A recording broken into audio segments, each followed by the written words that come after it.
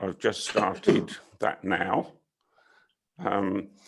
If later on, when you want to ask questions, you don't want to be seen, then just turn your own video off and the recording will not show you, and it won't show your name either. So you'll be quite anonymous other than your voice. So I'm going to try to mute everybody. If somebody can tell me how to do it in a moment. If not, can you all mute yourselves? Questions will be at the end of the presentation. And if you're all familiar with Zoom, you know that down at the bottom of your screen, you've got a little box that says reactions, and you can put your hand up to indicate after the presentation that you want to ask a question. And once your question has been answered, don't forget to put your hand down because I can't do it for you. Okay, so without further ado, I'll hand you over to Nikki. But first of all, how do I mute you all? Can you tell me, anybody? Brian, you might be better to ask everyone. I think if everyone mutes themselves, because otherwise I'll end up muted as well, and then we won't have such a great presentation. I thought I could unmute you. Okay, you can do that, but it's a little bit more complicated. Okay, I'm good to go with that advice. Thank you. So we'll all mute ourselves and hand over to Nikki. There we go. Great. I think that looks like everybody's muted. So, hi, I'm Nikki Robinson. I'm the nutrition lead and the services lead at Penny Brohn UK. And thank you, first of all, for inviting me to speak this afternoon. So really a pleasure to meet everybody. Quick hands up, who's knows of Penny Brohn? Just a quick hands up, just so I get a sense. Maybe about half then, maybe slightly over. So Penny Brohn UK is a national charity based just outside of Bristol, and it's a cancer support charity that was set up in fact, this is our 41st anniversary this year.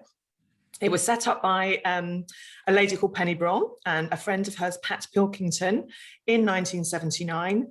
And Penny had cancer herself. And at the time, she, as you can imagine back then, especially, she was going through her treatment, but she felt she needed more than the medicine she was receiving. So she felt that, you know, she had emotional needs and other physical needs, etc. She wanted to find out more about how she could support her own health and her well-being and her recovery with lifestyle measures. And so she set up the charity.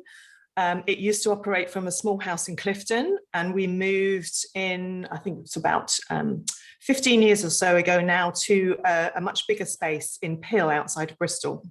So we have a beautiful national centre there, which, as you can imagine, until March last year, we used to have lots of people visit. We had residential courses as day courses, etc. And then COVID hit all of us, and we had to shut the centre at the end of March. And we had to furlough most of our staff because of the challenges with fundraising. And a small group of us, literally 4 of us, took the service programme and discovered this thing called Zoom and took our services online. So we've been running entirely online since March last year. And I will talk to you a little bit more about the services we have available, because they are available to anyone with cancer in the UK and actually internationally now, as it happens, for a free or you know, a donation base ideally. So I can tell you a little bit more about that in a while. But for today, just to come back to me. So I'm, as I mentioned, one of my roles is a nutrition lead. And so the nutrition area at Penny Brohn is one of our flagship areas. And as we'll see in the presentation, over the last 20 years, there's been growing evidence about the role of diet and nutrition in cancer. So I think, you know, if we were talking about 20 years ago, even 10, maybe 5 years ago, if I said that to you, it would probably be considered quite an alternative thing to say. And I would think certainly would have been dismissed quite a lot in conventional circles.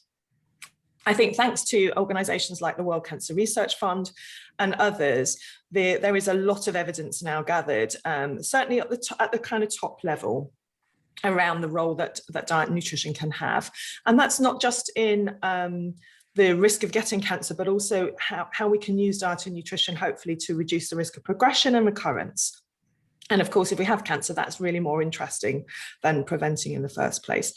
So I'm going to take you through a presentation. So I'm going to share my screen now. Is there any questions before I get going on anything there so far? Otherwise, I'll share my screen and we'll make a start.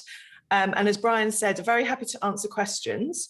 What I would suggest is it's quite tricky, certainly in a group situation, anyway, to answer personal questions around specific treatment you might be having or medication you might be taking. So if we can keep the questions fairly general, that would be great. I will mention as we go through, we do have one-to-one consultations available at Penny-Brohn.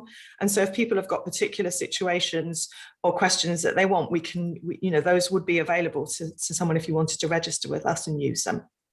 But I'll come back to that. So for now, I'm just going to share my screen. Make sure you can see it. Right. Let's get that up. Okay, Brian, can you give me a thumbs up just to let me know you can see that okay? Yep, great, fantastic. Right, okay. So I've called the talk Eating Well with Prostate Cancer, Exploring the Role of Diet and Nutrition. Okay. So just quickly to look at the aims and objectives for the session.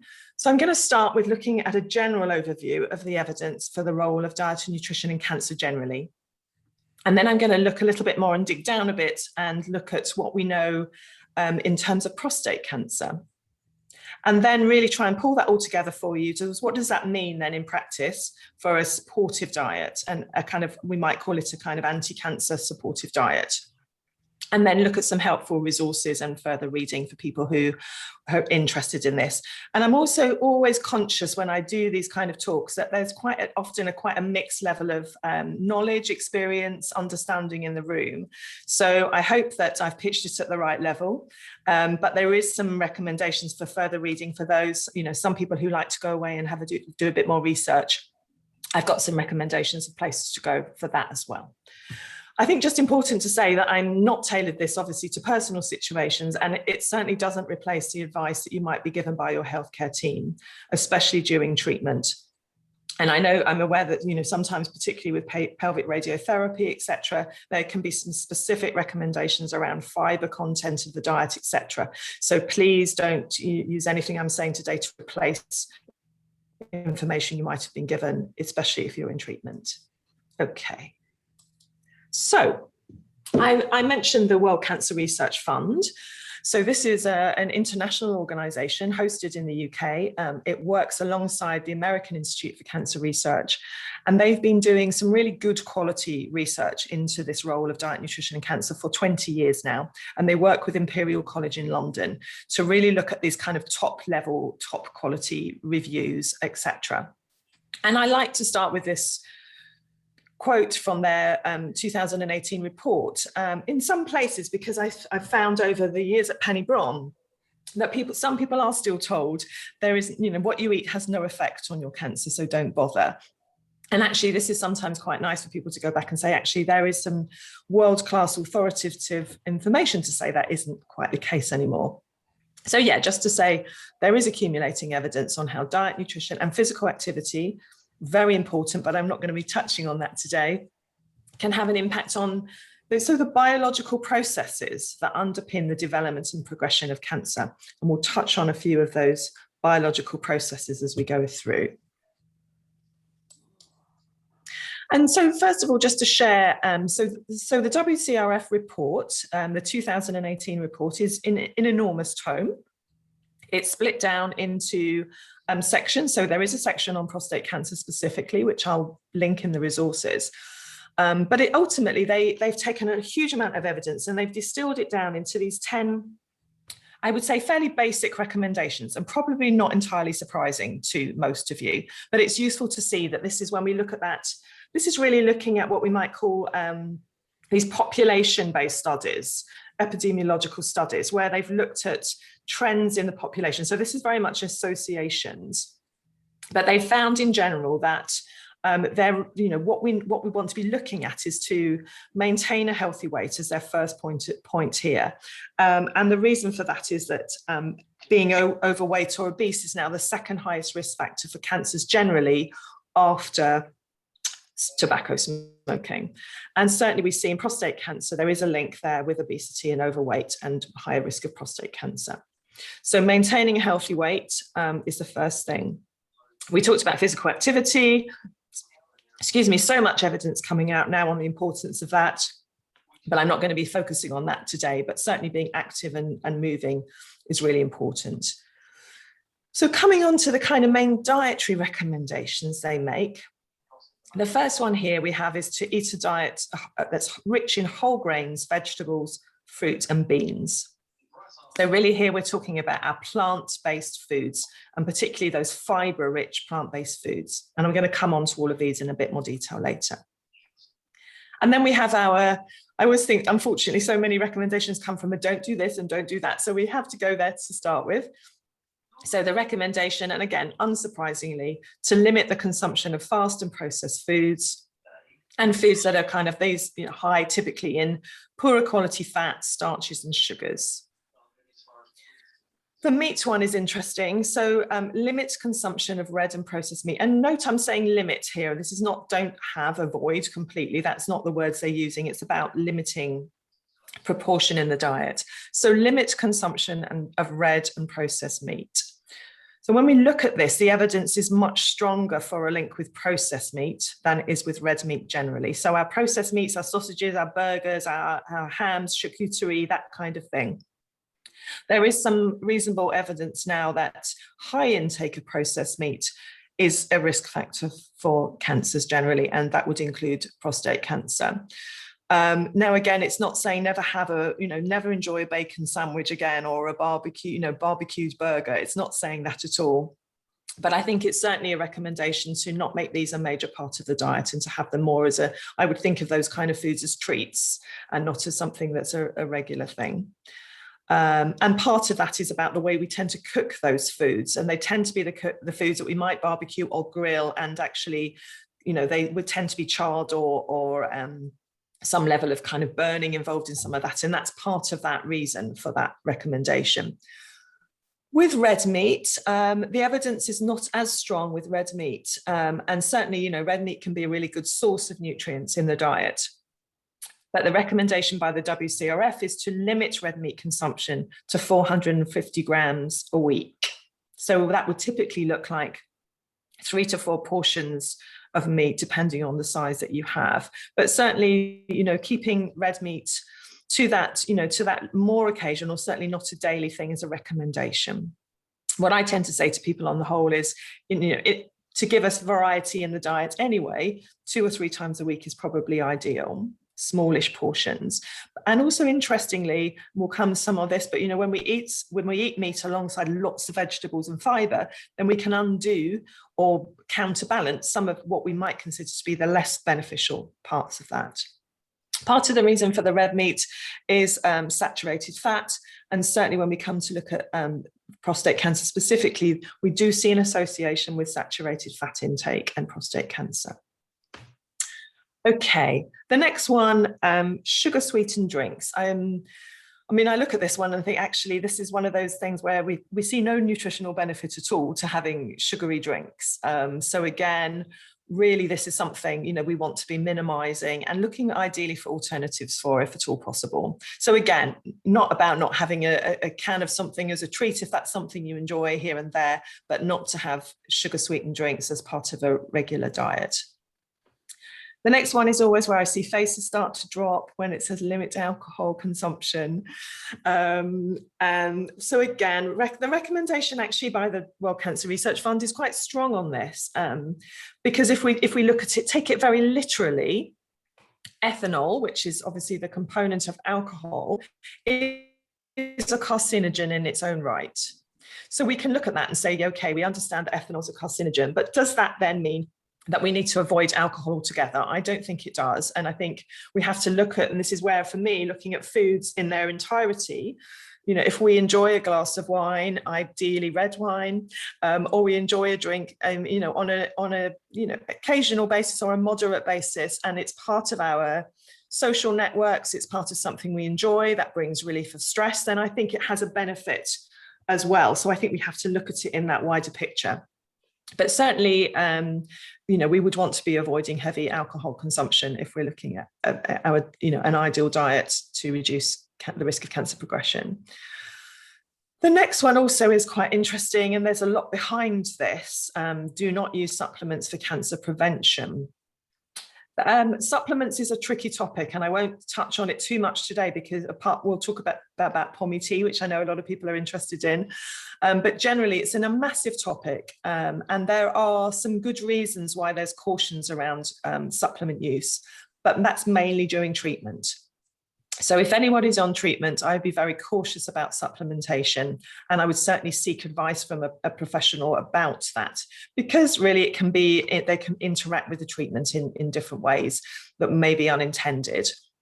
So they're on the whole, for the period of treatment, it can be beneficial to try and get as much of your nutrition as possible through the diet and through food. So I would suggest you get advice, but also if you are taking any supplements, do tell your oncologist, because they might need to consider that or might have something to say about it. Outside of treatment, there can be some supplements that can be helpful for people depending on their particular side effects and symptoms, for example, and their aims and objectives. And again, just making sure they don't interact with medication. The main reason the WCRF mentioned this here, though, is because what they're trying to say is, don't think you can eat a poor quality diet and have a multivitamin and it does the same thing. That's the issue that they're really trying to express in this table here. I'll skip over the next one, but then lastly, just again to bring back to what I was saying about, this is also about reducing the risk of progression and recurrence. So after a cancer diagnosis, to use these kind of same general recommendations as well. So that's the top level things. And again, as I say, I don't suppose there's anything very surprising there. And I'm going to dig a little bit more into some of the more interesting experimental research as well, that might tell us a few other things that we can think about as well. But first of all, I don't know if you're like any of the patients I see, and certainly myself, if I have anything I'm looking to find out about in my health, we might see those general recommendations, but then what do? We go to Dr. Google and we type in diet, prostate cancer, nutrition and prostate cancer, and we probably get, well, hundreds of thousands of hits and bits of information. And this is a tiny little sample of things that I put in when I just put in a general search in on diet, nutrition, and cancer. And what I would say here is we've got some excellent information sources on here. David Servin Shriver's book, An Anti-Cancer Way of Life, is an excellent book. There are some other things here that are quite good, and there are some downright dangerous ones. Fighting cancer with red wine and cigars does not really sound to me like a very balanced and helpful way of thinking about things. So my point of putting this out here really is just to say, if you are like many people, you have looked into this, I would be surprised if you weren't overwhelmed and confused and probably seeing an awful lot of contradictory information out there. And that the challenge is, it is really a feature of the nutrition world generally, but also particularly in nutrition and cancer, that there is a lot of contradictory information, even at that kind of academic and well-researched level. And it's quite a tricky area to negotiate. And you will certainly see papers that will say a vegan diet is what we should be following with cancer, a vegetarian diet, a pescatarian diet, the Mediterranean diet. Then we may see dairy-free, we may see ketogenic, which is a higher fat diet, low carbohydrate. And then we may see a high carbohydrate, low fat diet. So if you have been confused, then you are not alone. And I would be highly surprised if you hadn't. And one of the things we try to do at Penny Braun, and I have myself and one of my colleagues who like to look at the literature, is to try and make sense of all of this so we can make sensible, helpful recommendations and that not necessarily having to go to some of the extremes. So one of the things I think, and this comes to any time, it's not just looking at diet and cancer, this can be any type of so-called diet or approach to eating. Over my many years of looking at the whole area, I think really when we strip everything away, there are a couple of common features in almost every decent diet recommendation that we might see. The first one is, I haven't seen a single quality good diet that would recommend we increase that intake of processed foods. Okay, I think this is a phenomenon that's come to the West, particularly in the last 20 or so years, that I think now some horrendous amount, is 80% or something, I think, if you look at the standard British diet, comprises highly processed foods. So we've moved away, and maybe in some senses maybe less so for some of us and our generations, where we maybe didn't grow up on this kind of thing, so we maybe had a head start of eating real foods. But certainly the younger generations now, we're seeing that high percentage of highly processed foods in the diet. And then likewise, I would never see a single decent quality recommendation for eating well that doesn't suggest we eat more vegetables in particular. Everybody's like, oh, not more vegetables, and plant-based foods generally. So I would say when you look at any recommendation, if anybody's giving you advice, think some of this is about, whether it's a vegetarian diet, I would look and say, nothing wrong with a good vegetarian diet. I'm not picking on it for any other reason than just as an example. A vegetarian diet could be a vegetarian diet that's just made up of soya burgers and all those kind of foods there, soya ice cream, and that would not be a healthy vegetarian diet. So we've got to think about the quality of the diet that we're adopting. And actually, most diets, if we emphasize a lot of plant foods and vegetables there, what else we have in the diet is less material. So, and I'm going to spend most of this talk on the positive sides and the things we can be putting into our diet. But I just want to explain a little bit more about what it is about this standard Western diet.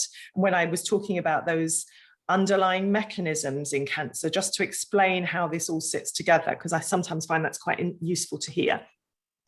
So, and again, I just want to emphasize, this is something that's a major part of the diet. This is not an occasional Friday night out to have something, to enjoy some pizza or something like that. I'm talking about if it was a predominant part of the diet, what we're seeing here is basically empty calories. So we've got calories and not nutrients. We tend to see, and you can imagine, these tend to be the cheaper types of foods. So they are not going to be using the most quality beneficial ingredients. They'll be using the cheapest quality ingredients. So we tend to see poorer quality fats, refined carbohydrates, so those kind of highly processed flours, etc., and sugars. And as I say, low in nutritional content. And because it's low in nutrients, we tend to want to eat more because the body knows it needs a nutrition. So if we have regular consumption of those, we can see that can lead to weight gain. It can lead to hormonal imbalances, insulin resistance, so blood sugar problems, inflammation in the body, alterations of the microbiome, which is something some of you may have come across. It's quite a big area of research in the last 10 years or so. And this is looking at our good gut bacteria, so the gut bugs that we have, which we now know have a significant role in our health. And that's interestingly coming through in cancer as well. They have quite a role in how they affect our immune system, how they affect inflammation, etc. in the body. So it's something to watch out for, this gut health. And so we see that, and then we can see an imbalancing of our immune system. And that's partly because we're not getting the nutrition we need for the immune system, but we're also having what we might call anti-nutrients, or things that's unhelpful from the immune system. And so when we put all of that together as a regular thing, then we can see increased disease risk across chronic diseases generally, including cancer. And this is just a little quote from a 2018 study. So the most pro-inflammatory versus the most anti-inflammatory diets were significantly associated with an increased risk for total cancers. So we'll get past the depressing bits, and then we'll move on to something that's a bit more joyful. And I love this picture here. So this is now looking at what we would call this a kind of emerging experimental research. Now, it's important really to look here and say the tricky bit with nutrition research generally, and certainly nutrition in cancer, is it would be highly unethical, as you can imagine, to take groups of people and to give one a diet that looks a bit like the previous pages and one that looks a little bit like this, and then say, go away for 5 years and come back and tell us how you're getting on. You know, that's not an ethical thing to do. And so most of our research is done in mice models and in laboratories. So we can't automatically assume that that transfers across to the human context, but it can give us some good indications. And certainly what I look at and say, well, if it's talking about broccoli being good for us, why would we not give it a try, even though it might be good for a mouse? It's not going to do us any harm, and it can only do us good. So this is, I love this quote from a 2019 paper, which was looking at some of those underlying mechanisms that I was mentioning, and really finding there's now overwhelming evidence in these epidemiological and experimental studies that the active compounds in these foods, I'm going to come on to those in a minute. So this is not just our vitamins and the minerals that we might have thought about. This is these kind of special plant compounds that give the color and the taste to these foods. And I'm going to talk about some of those in a minute, and where pommy tea comes into all of that. So these compounds found in these plant-based foods, so these are unique to plant-based foods. My water. Oh, Ken, I think, would you mind putting yourself on mute? Is that all right? I think you've just come off mute. These compounds found in the plant-based foods can have significant anti-cancer and chemopreventative properties, which I just think is lovely to hear. And I'm going to, so for those of you who are not into the science, you can just take a breath for a second. And I don't want to overwhelm you with science stuff here, but for those who are interested, I just thought I'd share with you some of these compounds and then some of what we're seeing in these studies that they can do, because I think it's quite fascinating. So first of all, so these are the 4 of the compounds. There's many, many, many. These are some of the big families where we see more of this activity in cancer, which is fascinating. So you don't need to remember the names of them. You don't even really need to remember what they do, but you can just look at the picture and see that they're all real, delicious, mostly foods. So polyphenols. So polyphenols are, it's a big family of compounds, of different compounds. So there's a lot of different groups underneath that. And we find those, I would say, in some of the most delicious foods that we have available to us in nature. So we're looking at this page here, we're looking at our pomegranates, our apples, our berries and cherries, our green tea, our olive oil, our turmeric, our red wine. So there we see a benefit to red wine. And dark chocolate. So again, dark chocolate is a health food for me, 85% ideally, at least 70, and to get those lovely compounds. So these are a really interesting family. And Professor Rob Thomas, who is the oncologist behind pommy tea, which for those who don't know what that is, I will come back to it. It's a supplement developed for men with prostate cancer in particular. It is basically based on the research that Professor Thomas has done into polyphenols and their role in cancer, and he's particularly has an interest in prostate cancer. And what's fascinating as well is that even just normal dietary levels of these kind of foods. So I would say to someone, ideally, a portion of berries every day is a great way to get those lovely polyphenol compounds and many other things from the berries as well, fiber and all sorts of things. But having these foods in our diet and having a range of them, they're all going to do slightly different beneficial things, is going to be really helpful. In particular, with the polyphenols, we can see a role in reducing inflammation. They have strong antioxidant properties, so because that's quite protective in the body. They're also supportive of immune response, this genetic activity, and some of them, in particular, polyphenols are really supportive of our microbiome. So they act a bit like a prebiotic or a food for our gut microbes. So they go into the gut, and these compounds can really be supportive of our gut microbiome. So lovely things and delicious things to have regularly in the diet. Glucosinolates, we might think about that as cruciferous vegetables. So really here we're looking at some of these more bitter types of food. So broccoli is a real star when it comes to this family and the compounds in broccoli. Sulforaphane is a wonderful compound. And then we've got our cauliflower, our kale, our cabbage, those kind of foods. And these are interesting in as much as one of the key benefits to these, excuse me, is their role in protecting healthy cells against carcinogens. So they can be really helpful that way and in disrupting cancer pathways. So again, everyday foods. And I think, again, when I looked at one of the studies, 5 portions of these across a week had a notable effect. So again, we're not talking about having to have 6 kilos of broccoli every day to get an effect. Then lovely lycopene, which is a star when we come to the prostate research, as some of you may be familiar with. So lycopene is a carotenoid, so it's a carotene family, and it gives this lovely red color to tomatoes in particular, but also things like pink grapefruit and guava and things like that, but particularly concentrated in tomatoes. This is one where, interestingly, we have been able to do some human research, and what's been found with lycopene is that men with the higher levels of lycopene in their blood system will see lower levels of, so we see a reduction in PSA levels. So that's a notable reduction, and that's on the basis of around 1 tablespoon of tomato puree a day. So again, a manageable level. The tomato puree, when we think about, so fresh tomatoes, lovely. With tomatoes, to get the best of the lycopene, we want to cook them, lightly cook them. So I would say, for example, lightly oven roasted or cooked into a dish with some olive oil, because then lycopene is a fat absorbed nutrient. So we need fat to go with it, and we need a bit of cooking. So actually, when we come to thinking about actually using tomatoes, using tomato puree regularly is a good way to go, because it's concentrated and we use it in cooked foods with oil on the whole. So that would be a good recommendation if you want to think about that. If you enjoy tomatoes, then regular use of tomatoes in the diet is great. And then beta-glucans.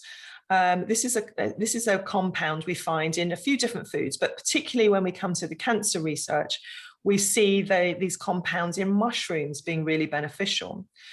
And again, this can go from just our general white button mushrooms can be really helpful. And mushrooms particularly have this role in modulating and supporting the immune system, quite balancing of the immune system. And with something like cancer, where the immune system has been overwhelmed but somewhat by the cancer process, the more we can do to support our immune system back into balance, the better. So mushrooms are really great for this. What you can find now in many supermarkets and certainly health food stores are some of these more exotic mushrooms, like oyster mushroom, shiitake, maitake, those kind of mushrooms. And they, again, probably have slightly more of these compounds in those as well. And certainly since I've been at Penny Brown, one of the things I do is I seek out a lot more mushrooms in my diet, because there's so many beneficial things to them. They're also good sources of fiber and vitamin D, a little bit of vitamin D in there, etc. So they're a really lovely thing to have in the diet. And so I've put a few links there to some of the papers where they've talked about some of these here. But again, you don't need to think about what they do. You don't need to know the names, but just having a look at there, what you'll see there is just beautiful, vibrant colors. And that's a really good thing to look for when we're looking at healthy foods, particularly picking things with those strong colors across the picture. Okay.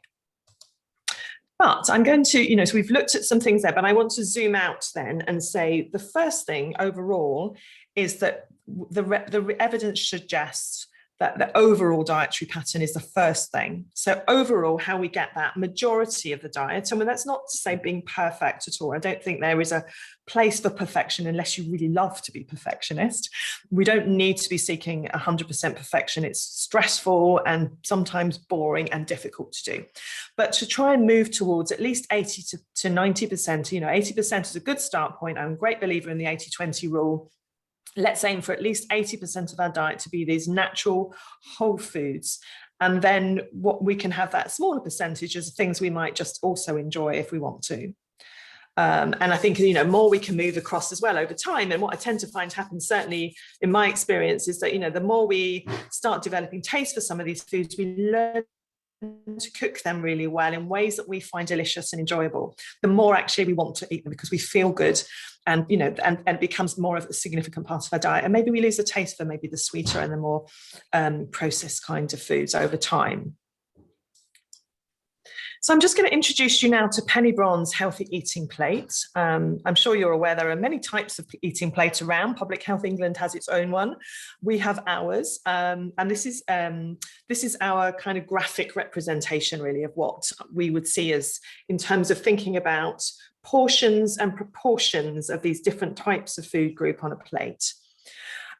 So again, some people, I think we all look at things in a different way. So I'm not literally saying we have to get a great big plate out and kind of put our vegetables like this and what have you. This is just kind of a sense of how we could put a meal or a day's way of eating together. So you'll see on the left-hand side here, and this is just really taking on board all of the things I've just been talking about with the vegetables particularly and the fruits here, that we're looking at half of a plate in an ideal meal being made up of these kind of non-starchy vegetables and some fruit. And we deliberately write vegetables and fruit in that order because we want to emphasize the vegetables. A lot of us can say, well, I'll try my 5 a day, but actually there's 4 bananas and a pea. And that's not really what we're wanting to be achieving. So we really want to be looking at particularly our increasing our vegetable intake, and almost all of us can benefit from doing that. Fruit is lovely. Fruit gets a bad name in some diets and some cancer diets because of the sugar content. So just to speak to that a little bit, yes, we do see more sugar in fruit than we see in vegetables, for sure, most vegetables. And for sure, we don't, as I say, we don't want to be relying on fruits as our fruit and vegetable intake only. But when we're looking at those lovely plant compounds there, you saw how many of those were fruits, those berries, the cherries, the pomegranate, the apples, etc. And they have such lovely, rich array of nutrients and supportive nutrients that excluding from the diet, I feel is a real shame. What we do want to do, though, is, as I say, to get that balance between vegetables and fruit right. So at Penny Braun, we, and this is research-based, and it's an aspiration for someone, so it's not necessarily saying go out tomorrow and start this, but we should be aiming ideally for 8 to 10 portions of vegetables and fruit a day. And so if we took 9 as that middle bit there, I'd be looking at something like 6 portions of vegetables and 3 of fruit, and that would give me a good ratio there. And if we went up from there, I would be saying increase the vegetables, not so much increasing the fruit, if that makes sense. I think 3 portions of fruit is going to give us that those lovely nutrients, but without so much of the impact on our blood sugar. Interestingly, though, I think, again, looking at this whole thing of fruit and sugar, nature is actually really quite sophisticated and, I think awe-inspiring in the way that it does things. And I had someone ask me recently and said, oh, I could never eat a mango. Mangoes are so high in sugar. It's a terrible thing to have. But actually, when you look at a mango, outside of just saying how much its sugar content is, we see it's full of fiber, but also fascinatingly, mango has a particular one of these bioactive compounds, these plant chemicals that helps to reduce blood sugar. And some mango products are being investigated for diabetes. So interesting, again, when we think outside of the box a little bit, that actually food in nature is quite amazing. Is that saying eat a mango every day? No, but it's just saying don't be afraid to have these things if you enjoy them as part of your diet. Okay, so let's move around to, just while we're on that vegetables and fruit, just emphasizing a key thing there is this variety of colors and variety of types. And when we talk about our microbiome and supporting our microbiome, there's an excellent researcher in the UK, some of you may have heard of him, called Professor Tim Spector. He's quite in the public eye, and so he's written quite a lot of books and he does some podcasts, etc. And he's looked at the microbiome now in quite a lot of detail, our good gut bacteria and bad bacteria. And what he finds is that having at least 30 different types of plant food a week is what we need to help our microbiome to thrive. So 30 different types is going to be really beneficial for that. Then if we come round, so we're going to come round to this top section here now, carbohydrates. So these are our starchier breads, potatoes, beans, pasta, pizza, and those kind of things like that. But we're looking really here at this, you can see here these whole grain forms. So really thinking about complex or whole carbohydrate sources. So ideally brown rice rather than white rice. We've got lentils and things like that in there, whole oats, brown bread, potatoes, potatoes with their skins on. Now, this is where if you are having any treatment, this section may be a bit more tricky for you at this present time, and we need to be keeping the fiber levels down a little bit. But for most of us, generally, if we can, we want to be increasing our fiber intake, and these foods can be quite beneficial for that. But you'll see that the portion on a plate here is maybe a little bit more modest than you might see on the Public Health England plate, for example, and that we might traditionally see on a plate. So if I was thinking about a dish, like let's say we were looking at a pasta dish. So how might we traditionally, or originally have thought about that? We might take a dish and then we would fill 3/4 of it with the pasta. And then we might have a kind of sauce with a largely, maybe depending on what we eat, but either meat or a vegetarian bolognese or something like that. That might be the next 20%. And then we'd have a little sprig of parsley on the top. And so actually, really what this is showing is almost we're sort of turning that around. So if we think about that pasta portion in a plate like this, we're looking at that as being maybe 2 or 3 tablespoons. And then the sauce, lots of vegetables in there, and the smaller amount of meat or the protein source that we're having. So in a sense, thinking about that carbohydrate portion as being a little bit more modest. With a sandwich, for example, I would be looking at brown bread or some, whole grain, a sourdough, something like that. But why not look at an open sandwich where you layer up lots of lovely different fillings there. So lots of vegetables in there, but whatever else we choose to have, a little bit of fish or some cheese or egg, for example. But then we could have slices of avocado, we could have lots of peppers and lettuce and tomatoes and etc. So you see the principle is really to be building that vegetable plant-based thing more and more into our diet. Okay, so I won't spend, if you've got questions, and some people will ask about a ketogenic diet, which is a kind of high fat, low carb diet. We can come to that if you want to. I won't blind you with the kind of stuff on that unless people want to.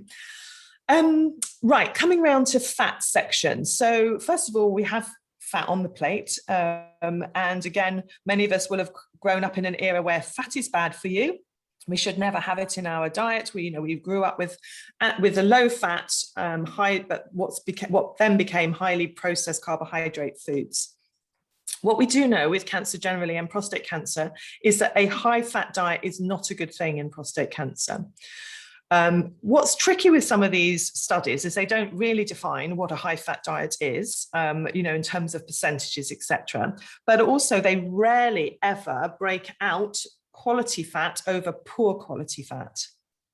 And so but just to look at fat generally, so we need fat. It's an essential macronutrient. So it means we need to have it in our diet. Our brains are about 60-70% fat. We need fat for our hormone metabolism. Each cell in the body has a fatty lining. So we need fat in our diet, but we want to have small amounts of quality fat. And fat is highly, it's more calorific. That can be good calories there, but we don't need to have lots of it. But certainly we want to have some in our diet. And so the fats we've got here on our picture there, so we've got our lovely plant fats like avocado, nuts and seeds, coconuts, olives and olive oil. And I just want to give a shout out to olive oil as my preferred source of fat for using in the diet, for cooking at low to moderate temperatures, and also for using for salad dressings and drizzles. And there's a lot of research behind olive oil and its benefits. Anti-inflammatory, it's full of those polyphenols I was talking about, and it's very rich in antioxidants as well. So it's a very supportive oil, and it's one of the reasons behind the Mediterranean diet being seen to be so beneficial in studies. Olive oil, because if you buy extra virgin olive oil, it's actually the antioxidant content can protect the oil somewhat when it's heated. So we used to say don't cook with olive oil, but actually that's now been proven to be wrong. What I wouldn't do is deep fat fry, put olive oil in a deep fat fryer and using it in that way, but I wouldn't be looking to deep fat fry foods anyway, really. So, but using olive oil is for most of those kind of low to moderate temperature cooking is great. Also in here, then we've got some fat, animal sources of fats that we know to have more benefit. So particularly, I'm going to shout out here to oily fish. So oily fish, like our salmon and mackerel, sardines, herring, anchovies. And these have these lovely omega-3, you might have come across the term omega-3 fats, which have nice anti-inflammatory properties. So again, we see a good evidence for having those in the diet if people are choosing to eat animal foods. 2 to 3 portions a week of oily fish can be a really nice thing to have and very supportive. Dairy, which we'll come to, is protein and fat. So I've got a little bit of butter on there. So in terms of fat, I'm not a big fan of highly processed margarines and things like that. Those processed foods. I would rather, I'd rather we focus more on the olive oil kind of fats, but a little bit of butter rather than margarines and things like that is better, but the emphasis on a little bit here. And as I was mentioning, with prostate cancer, we will come to this, we do see an association with saturated fats. So it is worth keeping butter and things like that, just to smear. My mother used to love butter, so she would be able to see her teeth in the bread. When she bit into something, you could see teeth marks in the butter. She loved it so much. So not like that, a little bit of a smear, so we can get the flavor and things, but we don't really need to be having loads of it. Coming around to protein then, and I'll go to dairy where we started with this. So interestingly, the evidence on dairy in cancer is really, it's quite mixed. Most of the time, it's seen, if anything, to have a supportive role, particularly things like yogurt and quality cheeses. So it's mainly, particularly in colorectal cancer, it's been to be supportive in some types of breast cancer. Unfortunately, in prostate cancer, it's the one where the World Cancer Research Fund has a little bit more of a caution around dairy and just recommends to limit dairy to not to have excess amounts of dairy in the diet. So there is a potential association. Again, that isn't saying necessarily you have to cut it out of your diet altogether. And again, what's quite frustrating is most of these studies don't separate out the different types of dairy that you can have either. And so, they take a blanket statement. When I look at most of the research, if it does break down that milk is, lots of milk is not so beneficial. A little bit of yogurt, where you've got those bioactive compounds as well, and you've got the probiotics, is likely to be beneficial. But I think, this is one just to be aware that it's wise to keep to modest amounts of dairy in the diet. Other source of protein then, so again, we've got our animal proteins. We talked about fish, and we've touched on meat and red meats in particular, and just keeping those to, again, moderate amounts if you have them in the diet. Small portions, more occasionally than maybe we might otherwise. And then the white meats can be good sources of protein. And we do need protein for our immune system, immune function. As we age, we need protein for muscle, to maintain our muscle mass, etc. So we need proteins for healing and recovery. We need it in our diet. But again, that sort of 20-25% of a plate is a good kind of portion to aim for. We need slightly more as we get older. So but we certainly don't want to be having a very high protein diet. And certainly high protein diets in general are not, they're not great in the literature from a cancer perspective. So keeping it to that kind of portion size. And of course, remembering we've also got plant sources of protein, like our beans and pulses, our nuts and seeds. And so I always think it's nice to have that mixed range of proteins. Eggs are interesting in prostate cancer. Again, there is a little bit of research that suggests that too much choline, which is an amino acid that is rich in eggs, may not be a great idea. So again, that's not saying never have an egg, but it is suggesting we don't necessarily have 4 or 5 eggs every day either. So, and again, really, when we're talking about all of this, a lot of it is really about that balance. Too much of anything, even a good thing, I wouldn't be suggesting we want to be having 3 kilos of broccoli a day, because actually that's not balanced either. And it means we're going to be missing out on other good things. So really, a lot of this is about that balance and moderation and all sorts of things. Fairly unique to Penny Brown, excuse me, is these, in this middle section here, we've got herbs and spices. So we've got garlic and things like that, but we've also got our turmeric, ginger, lots of different herbs and spices. Really, all of them have these are really wonderful things to have in the diet from a number of different reasons. Firstly, they are very potent sources of these plant bioactive compounds. I'm sure a lot of you have come across turmeric in the research. There is some lovely evidence around the anti-inflammatory properties of turmeric, but turmeric's been very well studied. Others haven't been so well studied. Doesn't mean they don't have similar properties. But I think also, as well as having these lovely compounds and these lovely benefits, they also make food taste lovely. And so, I'm a real fan of using, really becoming creative with using herbs and spices in our cooking. And it can transform something that might feel like otherwise quite a plain dish, with a little bit of olive oil and a kind of lovely spicy dressing or a herbal salsa or something like that. We can turn something into a really delicious food and make the meal really special. So really, we give a shout out to increasing our intake of herbs and spices for lots of different reasons. Okay, so some kind of things there, the key messages there: lots of colour, real variety, and moderation in everything. Then we're not going to have excess of anything if we think about moderation, any type of food. And then I like, it's a term I kind of like to think I've sort of coined. So I like to think about this as a bit of a blend of the best of the Mediterranean diet.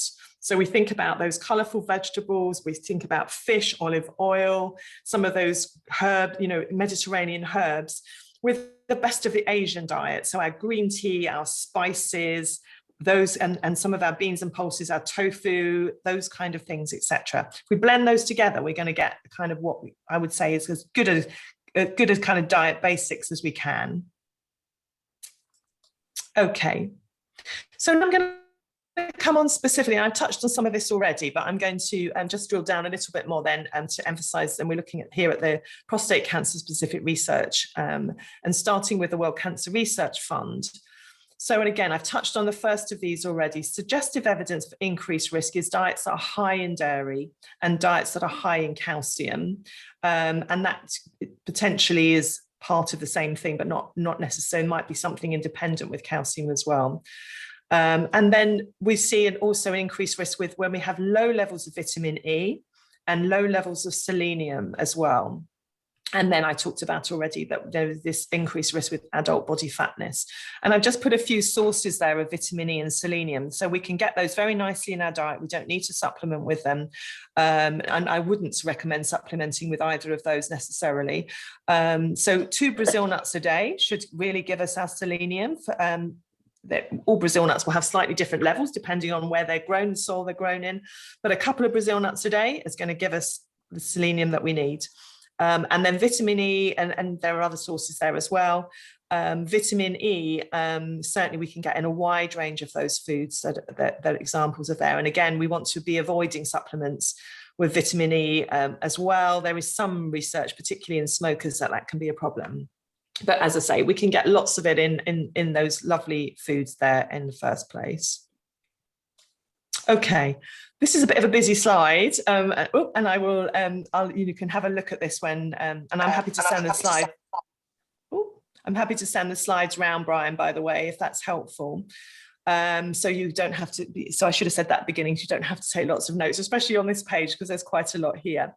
So really, then, when we look at again some of these more experimental research, we can see some of the foods that I've started to mention already as being particularly seen as beneficial in prostate cancer. Talked about lycopene, and then broccoli I've mentioned. And so again, this comes out in prostate cancer. Turmeric in the diet. This is one, so I ideally using half a teaspoon of turmeric in the diet across different, so obviously we tend to think about things like curries, etc. for that, but nice, in soups, turmeric root is actually quite palatable in a smoothie or a juice. So using some turmeric in the diet. And then again, just with caution with treatment, but this is one where I like whole turmeric supplements, not the curcumin so much. When we take the curcumin out, it's one of 200 active ingredients in turmeric. And interestingly, when they've taken the curcumin out, they still see turmeric has a lot of benefits without the curcumin in it. So I tend to be in favor of these whole food ways of doing things. And so there is a nice, if people are looking for a nice supplement, Pucker do some, it's, what's the one called? It's Pucker Turmeric Life Kind. And that's one they actually specifically developed for cancer. They're not allowed to say that, of course, with the regulations, but it's a nice product, pucker turmeric life kind. But yeah, in the diet, fantastic. Green tea. So yeah, maybe a bit of an acquired taste, but if you can acquire the taste, it's a great thing to have. There's lots of evidence around the anti-inflammatory properties of green tea and these cancer disruptive properties of green tea. 2 to 4 cups a day is what we tend to see in the research as beneficial. Doesn't mean one won't be beneficial, but certainly if you like it and you can build up to it, then 2 or 3, 4 cups a day can be helpful. Garlic and onions, so lovely. Most of us hopefully like those, and if we can tolerate them, using those in lots of different meals can be really helpful. Flax seeds. So flax seeds, also known as linseeds, so these little brown, golden brown or dark brown seeds. The reason why they're beneficial, as well as, well, there's a number of reasons. So flax seeds are a fantastic source of fiber and omega-3 fats. So they're a plant source of omega-3 fats. Not as easy for the body to digest as fish oils, but they are still beneficial. But the reason why they're seen as beneficial, particularly in hormone-driven cancers, is that they have what's called a mild phytoestrogen, plant estrogen in them.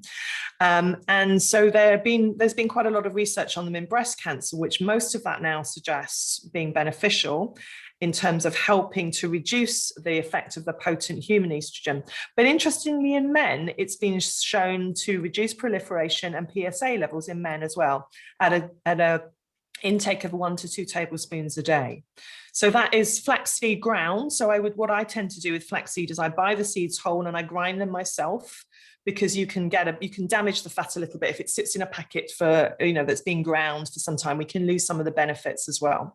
So I tend to do that in a NutriBullet or something like that, grinds them really nicely, or a coffee grinder. But flax seeds, so again, I make bread with flax seeds myself, but adding them to, if you make your own bread, you can add them into that, your own mueslis on granolas, those kind of things and some people just literally put them with a bit of water and just sort of take them like a supplement thing, however you like to try it, but they can be quite nice as well. Soy foods. So again, soy gets a bit of a mixed reputation. I think some of that's GMO issues, etc. And I know there are some schools of thought that if you haven't enjoyed soy foods through your life, then you don't necessarily need to start having them now. I think that a lot of the research, when we dig underneath it, we see a benefit in the Asian population, which are used to having soy food in the diet a lot more.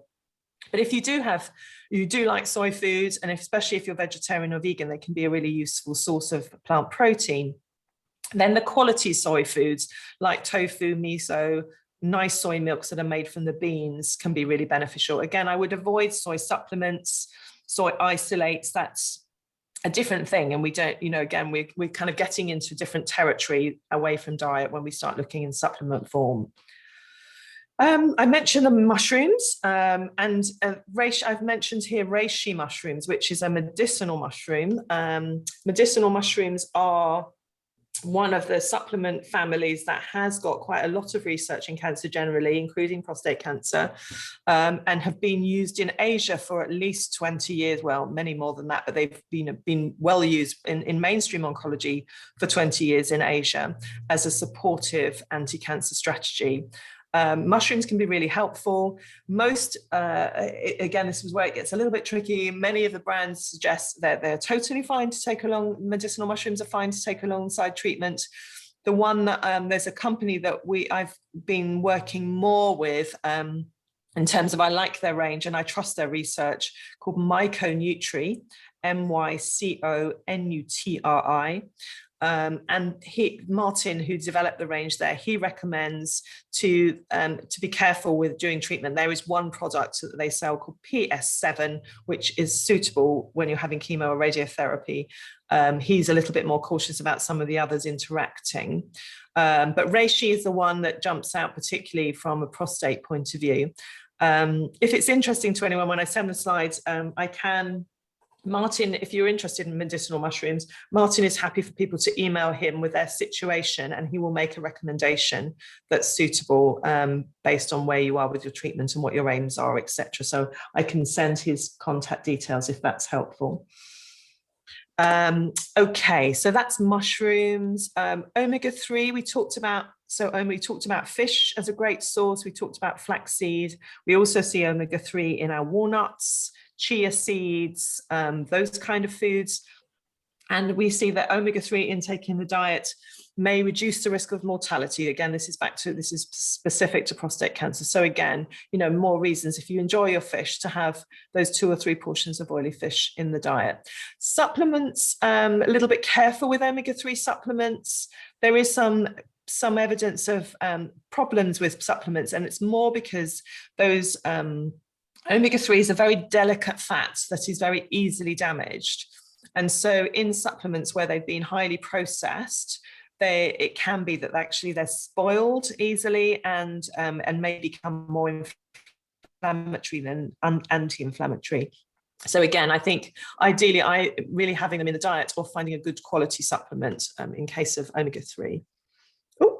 Okay, I talked a bit about the microbiome, and we know generally, again, as I mentioned, for all cancers, most cancers, and certainly prostate cancer, we see some links now with good gut health being beneficial when we have prostate cancer. And so thinking about those foods that are going to support our gut microbiome, the plate we just looked at, that's going to do it for you. But if we look at the specifics that we see, we've got the fermented foods, the sources of bacteria, like our sauerkraut, kefir, yogurt, those kind of cultured and fermented foods. And then we've got our prebiotic fibers. So the probiotics, the fermented foods, are sources of bacteria, and prebiotics are food for the bacteria. And actually a lot of the evidence is moving more towards prebiotics as being most important, because what we're wanting to do is to support the gut flora that we already have to thrive. So we need to feed them. And they like to feed on fiber, particularly prebiotic sources. And there's lots of those, but I think particularly things like garlic and onions, leeks, Jerusalem artichokes, those kind of foods really stand out in terms of their prebiotic fibers. And actually, interestingly, bananas, if we take banana more green than it is brown, then we're going to have more of these prebiotic starches in that banana and less sugar. So if you're someone who likes your bananas on the greener side, that's a good way to go from that point of view as well.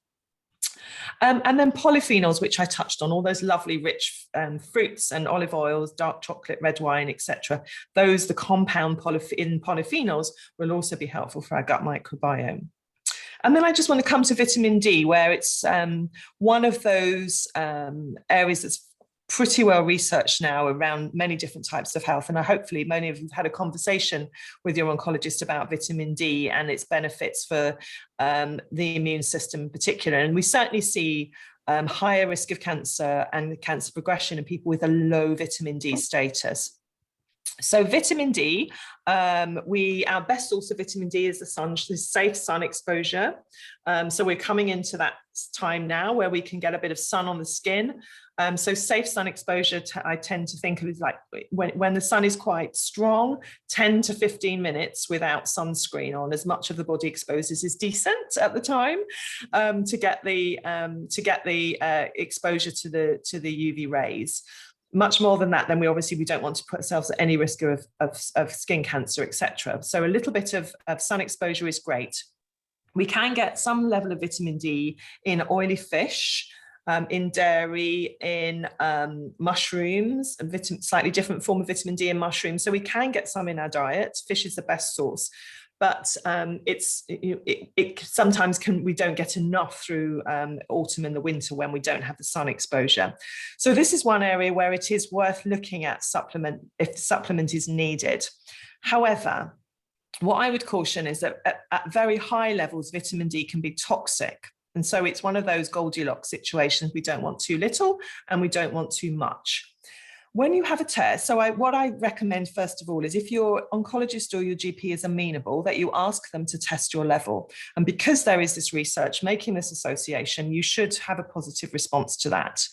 If not, you can test privately yourself, and it's quite affordable. I've put a couple of places there that I recommend. The first one there is an NHS trust. I think it's £27. They send you a kit, you prick your finger, you send a blood spot back again. They send you your level, and then you can see what that is, and they tell you the number. The second one there uses the same testing situation, same testing lab, but Better You is a supplement company, and when you get the results, they will send you a free supplement with it, and they're the ones that you spray. You might have seen them. They spray them into your mouth, the side of your mouth. I quite like their supplements, so I think you spend another £4 and you get a supplement worth £7, so you get a little bit of benefit from doing it that way if you wanted to. When you get a test done, I always recommend with any tests that you have done that you ask for your results, not just is it okay or not okay. And when we come to something like vitamin D, it's a good example. So the range of normal, if you ask your GP to test, the range of normal would start around 50 and go up to a couple of hundred. Now, if you were 51, your level was 51, you'd be told that that was fine. But you can see that actually you're very borderline not fine in that case. It's not really optimal. Likewise, if you were 199, you might be told it's fine, but actually you're getting to the level of slightly toxic. So really, it's always worth asking. And it's the same with anything. When I used to do a lot of this myself, I would track my levels and watch how they were doing. So while over 50 is considered to be fine, really, actually, that's not optimal. And certainly in cancer and health generally, we should be aiming for around 100 to 125. That's the blood level. Nanomoles as our blood level. Minimum of 75, but I think the sweet spot for me is around that 100, 125. So an ideal scenario would be you would test yourself now, actually, because we've come to the end of the winter period where our natural stores of vitamin D are going to be as low as they're likely to be if we haven't been supplementing. So we test now, we see what our baseline is, and then we can supplement strategically to get us to the level we want to be at. Does that make sense? And what I would suggest is you don't retest for about 3 months, because then you're not really going to get a measurable change. But after about 3 months, retest, and then you can see if you need to bring your supplement level up or down, or how you're responding to the sunshine. That's just a recommendation there. And I do like, if you want to supplement, I do like the Better You products. They do them from 1,000 units up to 4, and you just spray them into the mouth. And it's a nice, easy way, convenient way to remember to do it. Okay. Right, so I was asked to talk about POMI-T. So for those of you who do know what this is, so I mentioned Professor Rob Thomas earlier, who's a consultant oncologist, who he's a very lifestyle-oriented oncologist. So he's really interested in diet and physical activity in cancer, and has done a lot of work on this. He writes on cancer.net. Can I just check everybody could just make sure they're muted? We just a little bit of background noise. Thank you. So he writes on cancer.net. If you Google him, you'll find out lots about him, but he's done a lot of studies. And as a result of, in terms of doing one of those studies, he wanted to look at these polyphenols and how they might impact, it particularly started with men with prostate cancer. So he developed this supplement. Now, I want to just say the reason why he developed this supplement is he was doing a controlled study. So he had to make sure that everyone had exactly the same thing. And so if he just said, go and have a bit of broccoli, some turmeric, some green tea, and pomegranate every day, he wouldn't have a controlled study, because people would have been eating things very differently. So the supplement was really developed in as much as anything to have that controlled way of doing things. But it is a helpful way then. So what he's shown really is essentially is that there is a clinically meaningful, favorable effect on PSA levels in men with prostate cancer. I've put that link there because there's lots of studies if you'd like to go and have a read about it. What Rob will say is that, yes, if you were having these foods regularly in your diet, you may not need to take the supplement. So he's not saying you have to have this. But for those, we don't all necessarily have those things on a regular basis, or we might aspire to and we don't do it, or we get out of the habit. And so sometimes things like this can be beneficial as a way to just make sure we've got those helpful foods in the diet. It's a nice product. It's clean in as much as not got lots of fillers and strange chemicals and things in it. Rob certainly recommends that this is fine alongside treatment. I do know oncologists who have a different opinion, and it's one of those tricky things. So I would discuss with your oncologist, but if you're not sure, you can go and read on Professor Thomas's work and then go to your oncologist and say, look, this was an oncologist that developed this. This is his research. I would like to try it. So I think we sometimes need to be doing a little bit of persuading in that case. So yeah, that's pommy tea. Okay, so I've mentioned all of these already, so I'm not going to spend any further time. These were the particular things, again, when we pulled out prostate cancer, the sort of things to just be a little bit cautious about was a saturated fat that we might find in dairy and animal foods, a little bit cautious about, not too many eggs across a week, and obviously we talked about alcohol already. Okay, so I like this. I don't know if any of you have come across Michael Pollan. He's a food philosopher. He's an American food philosopher.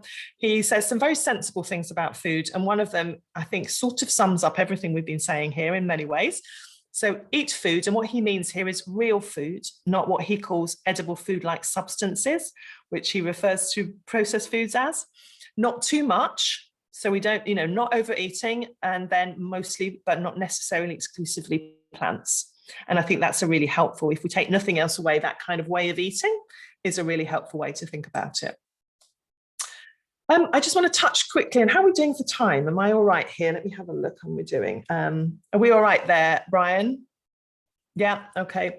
So I just want to touch a bit on timings of meals and food as well, because we do see some evidence starting to emerge in this area as well.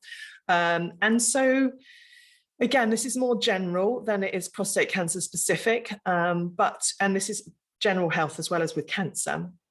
We see that when appropriate, and there are some reasons when not, and I've just listed them down below there, avoiding eating too frequently or grazing and leaving more time between meals might be beneficial. So, when I started studying nutrition, the mantra was little and often, eat regularly through the day, small meals through the day, 10 different snacks a day, a handful of nuts here, half an avocado there. And that's no longer seen as good wisdom. And so now really, in an ideal world, if it's suitable, having it 4 to 5 hours between meals without snacking. So if our blood sugar balance is stable, if we're not trying to gain weight and all those kind of things, so it's not for everyone, but leaving that window of time. So that might be breakfast at 7:30 and then not eating anything again till lunch at 1 o'clock, for example. And then again, having an afternoon break, so we don't have the muffin and the coffee kind of thing at middle of the afternoon. And then having, particularly where the evidence is looking at it, is this prolonged overnight fast.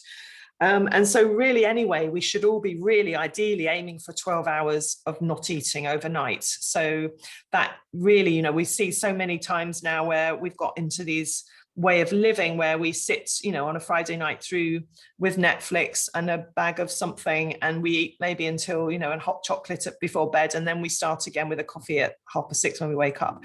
We want to really be having, often if we can, trying this overnight fasting and really having at least 12 hours where we don't eat or drink anything that's going to spike our blood sugar. So really that's anything other than water or herbal tea. So if we were looking at 12 hours, then we'd be finishing our evening meal, say at 7:30, and not having another bite until 7:30 in the morning. But where the evidence is starting to be interesting is in having slightly longer than that, if it suits and if you enjoy it or you want to try it, to push that back maybe to then 13 hours and say, okay, I'm not going to eat my breakfast till 8:30, for example, or I have my dinner at 6:30. And then maybe try 14. And, again, it doesn't have to be every day, and it doesn't suit, if we want to go out for supper and what have you, it doesn't suit everybody's lifestyle. But there is some evidence that this can be helpful from a number of different perspectives, supporting the immune system, flourishing the microbiome, helping blood sugar regulation, etc. So if it suits you, something potentially to think about. There is also some emerging evidence around fasting being helpful for some people to use alongside chemotherapy. And Professor Thomas has written a blog on that, and I've got a link to that in the resources page in a second. Okay, so I'm just going to touch on the, oops, it's gone in a very funny order. I'm just going to put these up. We've covered them all, so I'm going to leave that, oops, sorry, for you to look at when I send the thing round. But the only one I want to pull out, which we haven't touched on in any great way, is yes, it's really, you know, it is important. We want to look at what we're eating and the quality of food that we're eating. But food is also not just about nutrients, it's about pleasure and about joy. And I kind of very strongly feel, you know, a cancer diagnosis is stressful enough. We do not need to add more stress to our lives by being stressed and anxious about food. So it should not be a stressful thing. And if it is, then we need to step back and think, how can I make this a less stressful thing? And we don't have to go 100 miles an hour with making changes. We can do things that start from where we enjoy things, put new things in the diet, experiment, change over time. But if it becomes stressful, I just think it's going to be counterproductive and it's not something you want to sustain. So joy of food, as well as the nutritional aspects of food, is a really important balance. And for me, that's where dark chocolate comes in. Okay, right, some resources here for you. So I've put in a link to some of Penny Braun's resources, so our healthy eating guidelines, which have the plate and a bit more explanation around those. We've also got some really helpful documents up at the top here for people who are struggling a little bit from a symptom point of view. So eating during cancer treatment, eating when eating becomes difficult. We developed those with Macmillan and some Bristol NHS trusts. And so there's some guidance in there that might be helpful if you have some particular challenges. We've also got on here a nice, and I just did a bit more research on this, and there's a nice new paper that's come out for those who like to read the research. The influence of diet, nutrition on prostate cancer. There's a 2020 review paper that looks at quite a lot of the literature and sums up a lot of things I've talked about here, and it goes into a bit more detail. There's the World Cancer Research Fund prostate report that I mentioned, and there's Professor Rob Thomas's link where he's got a lot of information on prostate cancer. There's also his book. He's got a 2020 version of his book, Keep Healthy After Cancer, which is quite a useful resource as well. It's available as a hard copy or as an ebook. Two general books you may have come across, but I think are really nice reading anyway. Dr. David Servan-Schreiber was one of the original writers on kind of anti-cancer way of living. His book is still really lovely. He passed away. He lived, I think, 15, 20 years beyond his prognosis with a difficult brain cancer. But his book, which was written in 2010, is excellent. And then Anti-Cancer Living is by a couple of people who worked with Dr. Schreiber, who've taken them and sort of updated that book somewhat. I still like the original, but the Anti-Cancer Living is an interesting book. Some of you may have come across Dr. Rupi Arja. He's a young medic who is shaking up the medical profession and certainly medical training. He's very much nutrition oriented, and he has a lovely podcast, and he does recipe kitchen. He has got various books, and so I like some of his stuff. He's a nice inspirational man who gets it that food has an influence on health. A book that, if you're interested in this kind of whole plant foods and all these compounds, this is a nice book, Foods That Fight Cancer by Professor, what's his name here? Professor Richard Belliveau and Dennis Gingras. And it's one of those books that looks like it comes from the pound shop, but it's actually really a great read if you like all of this kind of reading on these things. And then the last one I've put on there, just in case anyone has a question around organic foods, and the evidence around those is mixed, but certainly there is something in the UK called the Pesticides Action Network, and they do have a list of foods from a pesticides residue, the worst and the best offenders, least offenders. And so just in case anyone's interested, I've put a link there that you can have a look at that. You'll see that most of the worst offenders are fruits, and the ones that are least pesticide residue heavy tend to be vegetables. Right, so I'm just going to tell you a little bit more about now what we offer at Penny Braun in case it's of interest to anyone. So my team, we run a weekly session every Wednesday at 11 on Zoom, and this is all about nutrition know-how, and we look at different topics in diet, nutrition and cancer each week. And then I've put the topics that we have coming up over the next few weeks, starting from next week when we're looking at meals and snacks to support blood sugar. And then we've got all sorts of different things. So you're very welcome. If anybody's interested in those, there's a link there to register. We have a Facebook community, which is run by some of our clients who share recipes and ideas, etc. And then we do, for those who have more, maybe more complex needs or challenging questions, we do have one-to-one consultations available with my team. We have a few sessions every week. The waiting list is not normally too long. And so again, you're very welcome. We would register you with us, and then we can make you an appointment to have a one-to-one with a nutritional therapist, if that would be helpful. And again, you can have that information when I send it round. I just wanted to touch on this because we are focusing on nutrition here, and rightly so. It's my passion, and it's important. However, at Penny-Brown, our model and our way of thinking, and I very much believe this, is that we really want to be thinking about the whole toolbox of ways we can support our health.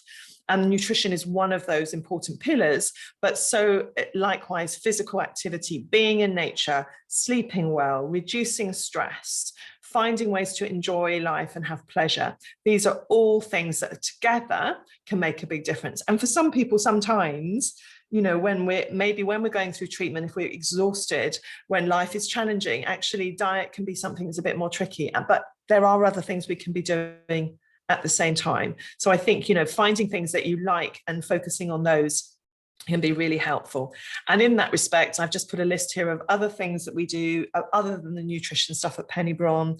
So we have on Zoom every week exercise classes, qigong, self-care tools like self-reflexology and all sorts of breathing techniques, etc. We have dance classes, and then Dr. Catherine Zollman, who's our medical lead, she runs a session, it's now every other Monday, and she brings in experts in different aspects of resilience building, how to really build our resilience when we have cancer, to give us, you know, to really help to boost the immune system and support ourselves. And we also have other one-to-one consultations with the doctor team, with our exercise therapists, our counsellors, and our wellbeing team, and a big resource library as well online. So you're very welcome to have a look at any of those if anything is of interest. There we go. So shall I stop sharing, Brian, and then we can see about questions? Yes, I hope please. that was helpful. Yes, very, very good. Thank you. Good. Good, good. Can I ask a question, please? Please, yes. What about tea and coffee? Okay, so yeah, tea and coffee. So tea. So I think when a lot of the research tends to focus a lot on green tea, but black tea, great. Black tea is also full of these polyphenols, antioxidant compounds, great. So if you enjoy your tea, have your tea.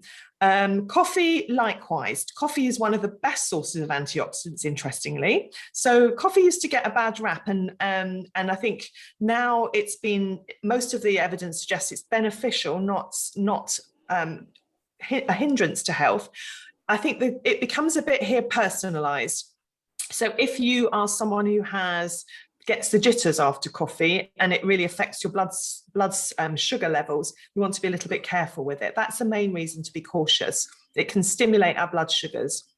But if not, I would say 2 or 3 cups a day can be beneficial if you enjoy it. And, you know, if you love it, then don't not have your coffee. Okay, thank you. Does that apply to decaf coffee as well, or so decaf? Yeah, because I would say with the decaf, look for a decent decaf. Try and look for something that's called Swiss water decaffeinated. Otherwise, they're passing a lot of chemicals through the coffee, which is not so nice to take the caffeine out. But yeah, if that's a good way. If it affects your blood sugar, that will be the caffeine. So if you prefer, you know, if it's easier for you to have decaffeinated coffee, just look for one that's ideally water decaffeinated. Okay, thank you. Can I ask a question? Yeah. Right. You've mentioned having oily fishes a number of times, which I love.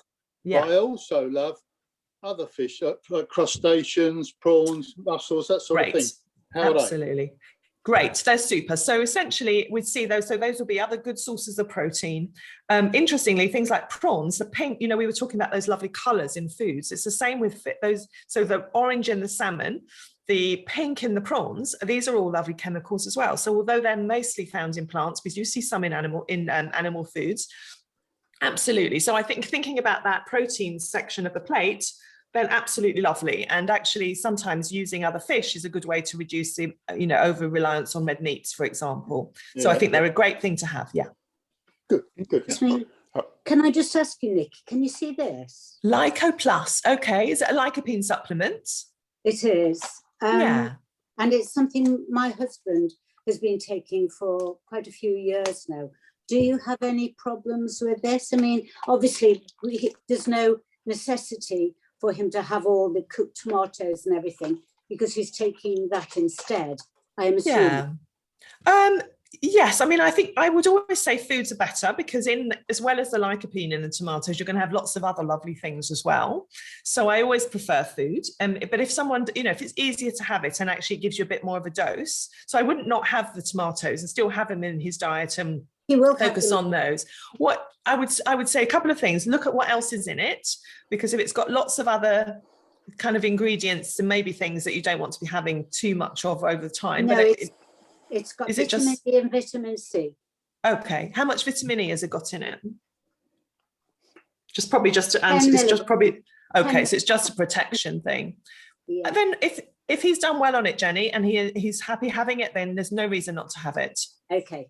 Thank you. It's probably going to be more likely to be beneficial than a problem. So I would say carry on having it. Nikki, could I just ask, I'm back yes. to a lot of the prostate cancer members are taking things like hormone, Zoladex and the like. Yeah. Zoladex in particular, I'm aware of, causes or contributes to bone thinning. Yeah.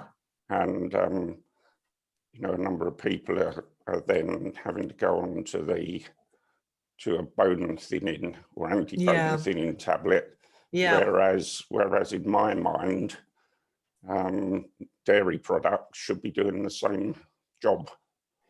Yeah, it's interesting because it's tricky with the bone side because, of course, we talked about with the fact that calcium, too much calcium is not great with prostate cancer. So this is a tricky one. I think a few things to say on that. I think one of the most important things for bone health is vitamin D. So we tend to forget that actually we need the vitamin D to absorb the calcium into the bone. So the first place I would be looking at there is to see how the vitamin D levels are. That's a key one for bone health, and vitamin K as well. So we can think outside of the calcium box. I think, yes, a little bit of yogurt would be great because you're going to get some calcium there, but you're not going to be having too much. But also we can use food sources of calcium as well. So I would be not recommending, unless prescribed, a calcium supplement. If it's been prescribed, then obviously the oncologist or the healthcare practitioner will know what they're doing with that. But I think diet-wise, I'd be looking at lots of the leafy green vegetables and the broccolis and things like that are good sources of calcium.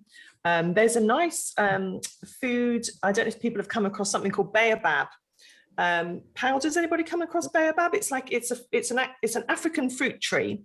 It's got a funny shaped tree. It's a lovely tree, and they have the fruit is actually like a plant. It's like a powder, literally comes from a pod like a powder.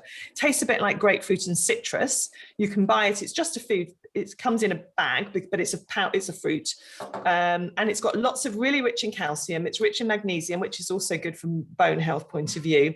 It's a really good source of fiber, and it's quite tasty if you're having things like smoothies and things. So that's another natural way of kind of a little bit more calcium in the diet. But I would just be cautious I wouldn't supplement with calcium unless you've been prescribed with it. So so Brian, I think, vitamin D, checking vitamin D levels, maybe looking at vitamin K as being important there as well. And then a range of dietary sources focusing on plants as well as animal foods, but keeping not just relying on what we don't want to be doing is having 3 pints of milk a day to get the calcium level up. That's going to not be advisable. Thank you. Andrew. I was just going to say, you've asked the same question about the calcium, because most people are on hormone therapy, take 2 large calcium tablets a day, and even then struggle to keep any bone density. So that's the calcium and vitamin D, and I'm on vitamin K as well. Yeah. Sorry, Andrew, my computer froze there for a minute. Do you want to just say that again? Oh yeah, so the calcium thing is strange because I think an awful lot of people on hormone therapy also take the 2 giant vitamin D calcium tablets a day, and even then are losing calcium from their bones. Yeah, but so that's a very specific reason that we need the calcium. So I think if you've been recommended it and then it's important to have it. I think what some people do is just automatically supplement with calcium, and that wouldn't be something we'd do unless you needed it. Okay.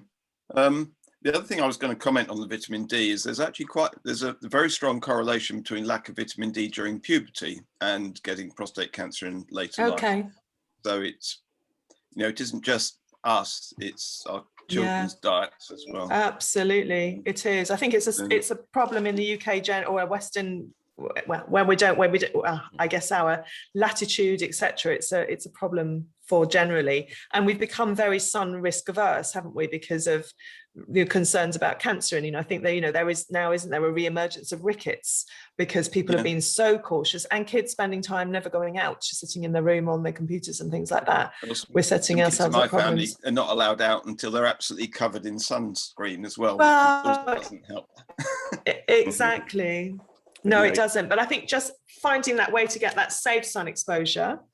And also with vitamin D, just so you're aware, it's quite individual how we respond. So genetically, we all respond quite differently to vitamin D. So I, for example, have particular flaws in my genes that I find it really hard to get my blood levels up. So I have to supplement quite a lot, whereas other people can look at the sun and their blood levels go up really high. So again, that's why it's really worth understanding your own personal levels, right, and supplementing accordingly or eating accordingly, using the sun accordingly, rather than assuming you're going to be like everybody else. Okay. The one other thing I was going to mention was you talked about estrogens in foods, like like in soy. That can help reduce the effects of hot flushes as well. Yes, so you're right. Thank you. Yeah. Good. Yeah, Thank you. exactly. Thanks, Andrew. Charles Kemp. Yes, hello. Hi, Charles. I didn't know about that last one. I wish my hot flushes would stop. Anyway, I'm on Prostat hormone injections, but it was referring to vitamin D. This thing about calcium and vitamin D, as I understand it, the reason I'm having vitamin D, which I gather is recommended for everyone by the NHS anyway, 1 tablet a day, whatever the time of year, is because you need vitamin D so that your body does absorb calcium.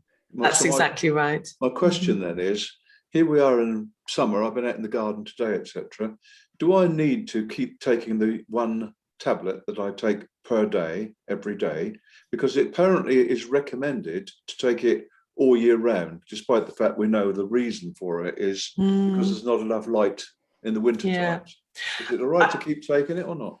I would say I would never contradict what you've been recommended to do. So if you've been told to take it every day, I would take it every day. But I would still suggest, though, that if you check your levels, if you find your levels are extremely high, then I think you have some evidence to go back to your whoever's your prescriber and say, look, my blood levels are this, do I still need to take this?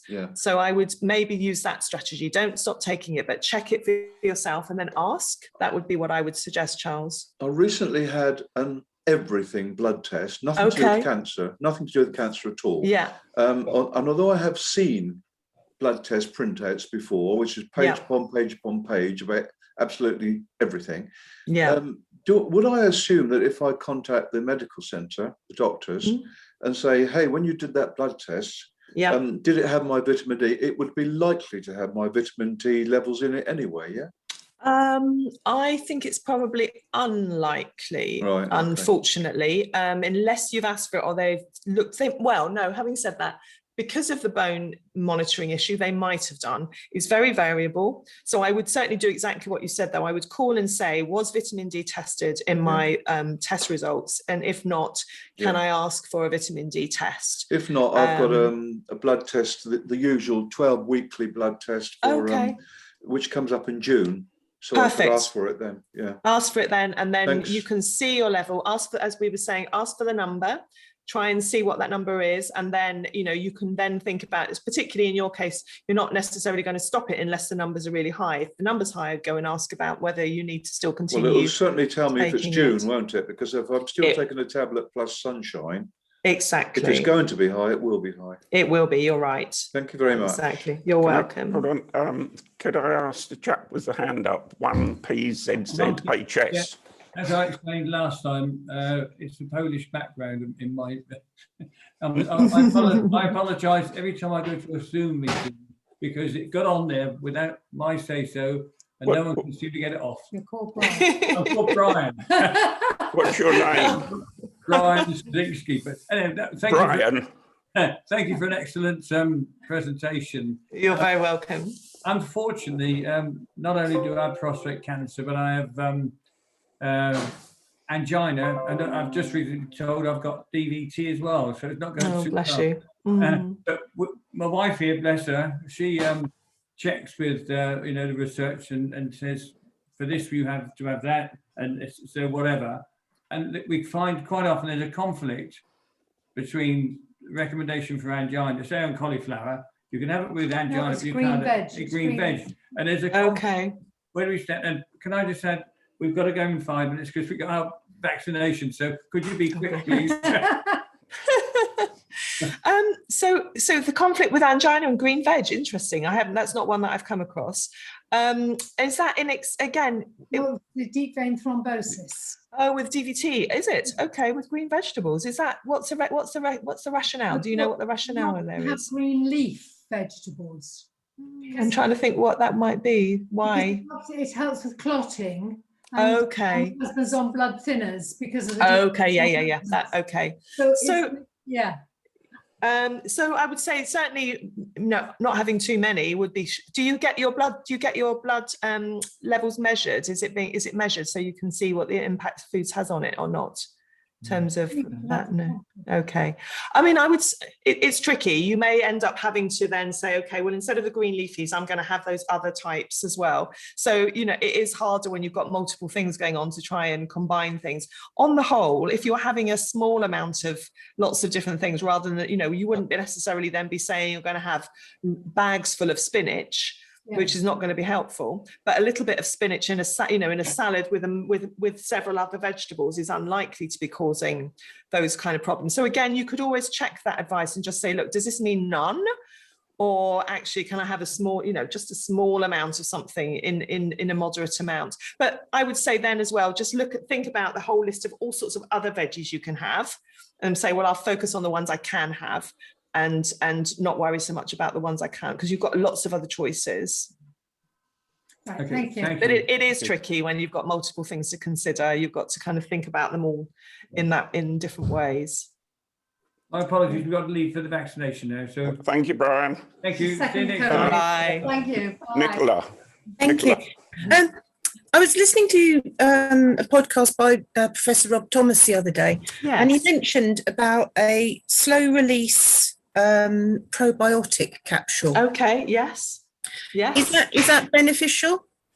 It can be. So I think what I would say first of all is probiotic foods. So if so a little bit of, I think it's lovely to experiment if you like them with things like sauerkrauts and kimchis and things like that. Kefirs, if you're not having dairy, you can find coconut kefir and coconut yogurts and other ones with these active compounds. So I think foods first, but actually sometimes probiotics can be useful. And I think it's quite individual. And certainly the types of strains, all different types, all probiotic products that you will buy will have different strains. And what I tend to find is some people get on better with others, some than others. So I think Professor Thomas is very, he's right in as much as we want to support the microbiome. He's got a product, and again, so he's got an interest. I'm not saying he's promoting that specifically, but he's developed something that he feels is good. I think absolutely, as long as with probiotics, there is a caution. Again, is your partner on treatment, Nicola? No. Okay, so that's fine then. So there should be no reason why not. I would say give them a go, but don't miss out on the probiotic rich foods as well. Okay. Does that include yogurt? Yes, and again, so just thinking about that dairy question, small amounts of dairy yogurt. If your husband enjoys it, then lovely. I wouldn't be having loads of it, and I would look at plant sources as well if you can. Just to you can buy. I don't know if any of you if you go to health food shops. There's if anybody likes kimchi or sauerkraut, there are some nice brands around now. There's a nice, particularly sauerkraut. There's one. It's called Raw Health is the brand I like. It comes in a glass jar, and it's not that horrible salty soggy thing that you sometimes find with sauerkraut. It's really crunchy and lovely, and it's with the fermented foods. Make sure they're not pasteurized in terms of those vegetables. If they've been pasteurized, you're going to have lost a lot of the benefits. So you want the raw. But experimenting with this and actually making sauerkraut and kimchi and things like that is quite fun if you enjoy that kind of thing. There are some nice books now on making fermented foods, kombucha, which is a fermented green tea, for example. The only thing with some of those drinks is if they're not very well fermented, there could be quite a lot of sugar left in them. So I think if you're making them yourself, you can leave them to ferment a bit longer. They're a little bit more bitter, but will reduce a lot of the sugars. But yeah, I think with probiotics, I just mentioned the treatment thing there, just in case anybody is having treatment. So Professor Thomas he's very happy with people having probiotics during treatment. Some oncologists are not, and the reason for that is they're concerned that when the immune system is a bit suppressed by treatment, that if there was a rogue bacteria in a probiotic or in a probiotic food, it could cause problems with the immune system. It's very theoretical and unlikely, but that is the reason why some people are told not to have it. As I say, Professor Thomas is just like, it's totally fine. So sometimes I find it quite challenging, the advice to give, because I can say Professor Thomas says that, but we have to say, well, you listen to your own oncologist and take advice, but you don't have to worry about the treatment situation. So that's good. That's lovely. Thank you very much indeed. Welcome. Graham. Oh yeah, thank you for this, Nikki. It's really terrific and very, very helpful. Can you tell me if peanuts and peanut butter are harmful? Okay, so no, peanuts. So I think peanuts are technically not a nut; they're a legume. They have, where peanuts get a bit of a bad reputation sometimes is a couple of things. If in very unlikely circumstances, they can be a toxin called aflatoxin in peanuts that can be poisonous and carcinogenic, but it's highly unlikely in a decent product that you'd be buying, peanut butter or a decent bag of peanuts, that you're going to have a problem with that. So the other one where sometimes they are high in omega-6 fats. And they don't have any omega-3 fats in them. And so it becomes a complicated issue, because one of the things we're trying to do, if we dug under the surface to get a bit more complex, is we're trying to get more omega-3 and less omega-6 in the average diet. A lot of us have the omega-6 is a natural omega polyunsaturated fat, but we have an awful lot in a lot of standard diets because of all the oils we're having in the diet, etc. So peanuts are higher in omega-6 and they don't have the beneficial omega-3. But so that's not a problem, only if you were eating loads and loads of them and you weren't. And I would suggest having other nuts as well if you can enjoy them. But peanut butter, is not having half a jar at a time or 3 kilos of peanuts, but yes, enjoying them as part of a normal snack, lovely. They're very nice, rich source of protein. Should be no reason not to have them at all. Thank you. And what I would say is ideally peanuts that are raw rather than salted with lots of coatings and things on them. So not the kind of what's it called, those peanuts with all sorts of stuff on them. I can't think of the name of them now, but you know what I mean. Dry roasted. Dry roasted. Thank you, Charles. Yes, not the dry roasted ones. I mean, I roast my own peanuts. So I buy raw peanuts and then I roast them gently with a little bit of olive oil and salt in the oven at a low temperature. And that's delicious. Very simple to do. Thanks so and much. Likewise, nuts and seeds, particularly dry roasting, or with a little olive oil, salt and pepper, some pumpkin seeds, sesame seeds, sunflower seeds. Lightly roasting them, toasting them can be really tasty. Thank you. Thank you. Anybody else? Any more questions? Dave's got his hand up. Dave Cliff. Okay. Yeah. Thanks very much, Nikki. Great presentation. You're welcome. What I wanted to ask was that you did mention that some of the foods need to be cooked, like tomatoes. What is the difference? You know, what effect of cooking? You know, boiled versus steamed and etc. You know, boiled potatoes as opposed to jacket potatoes. Yeah. How much does this affect the foodstuffs? Yeah, it's a good question, and it's quite a tricky one to answer because it's quite variable according. So different nutrients. So if you think about one food, it's going to have lots of different nutrients in it, and some of those are going to be more available to the body when it's cooked, and some will be more available when it's raw. Some of them will be converted in different ways, so it's quite tricky. As a principle, things that are orange and red, and it's a real principle and it doesn't apply to everything, but things like carrots, squashes, tomatoes, those kind of vegetables tend to be better absorbed. So the nutrients then are better absorbed by the body when they're cooked, and they're easier to digest when they're cooked. So I would say, you know, you're going to get more out of a lightly cooked carrot than you are going to out of a raw carrot, but it doesn't mean you shouldn't have a raw carrot. Does that make sense? Yeah. So those ones, and also those ones, the orange and red, are more likely to be beneficial to you with source of fat, because the fat is going to help that nutrient be absorbed. When we come to some of the other ones, I think, you know, we think about fruits and things like that, they tend to be better. Most of those will be better for you raw because they've got lots of enzymes, which are going to be killed off a bit. And some of the vitamins in those might be killed off a bit by cooking. So it's really variable. What I tend to say is, on the whole, have a range of cooked and raw foods a day, and then you're going to cover your bases, and essentially that's a good way to do it. So if you were having something like a salad and a soup as a good example, you know, those two are quite a nice combination of things, because you're going to have some of the raw loveliness of the salad, but you're going to have the cooked goodness of the soups as well. With potatoes, it again varies a bit by type. On the whole, if we baked potatoes are that's nice to cook them like that. They're quite starchy when they're cooked in that way. When we cook them in water, some of the starch disappears. A tip with potatoes, particularly if you like white potatoes, and we were thinking about here the effect on blood sugar. If you cook a potato, so let's say we boil it in this case, new potatoes are going to have a blunter effect on blood sugar than bigger floury potatoes. So that's the first thing. If you cook potatoes, cool them, and then either have them cold as a potato salad or something, or you reheat them, the starches change in those potatoes, and they actually become beneficial for the microbiome. So they become one of these resistant starches, these prebiotics.